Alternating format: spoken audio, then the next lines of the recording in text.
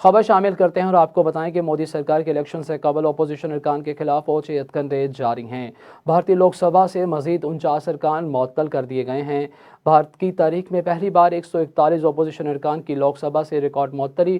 گزشتہ روز تقریباً 48 ارکان پارلیمنٹ کے دونوں ایوانوں سے معطل کر دیے گئے تھے۔ اپوزیشن جماعتوں کو اپنے ساتھیوں کی معطلی کے خلاف احتجاج مزید معطلی کا سامنا ہے۔ اپوزیشن ارکان کی ایوان کی کارروائی میں مبینہ خلل پیدا کرنے کی مد میں معطل کیا گیا ہے۔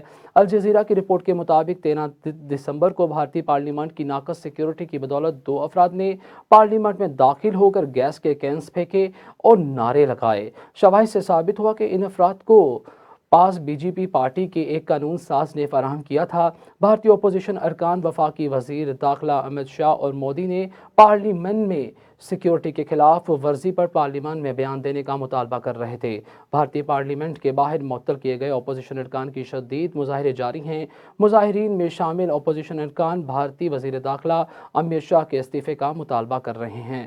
حکومت نے جان بوجھ کر اپوزیشن لیڈروں کو بغیر بحث کے اہم بلوں کو منظور کرانے کے لیے معطل کیا ہے۔ اپوزیشن ارکان کے مطابق کہ معطلی مودی سرکار جمہوریت پر حملہ ہے اور بھارت میں ڈکٹیٹرشپ کے راج کی علامت ہے۔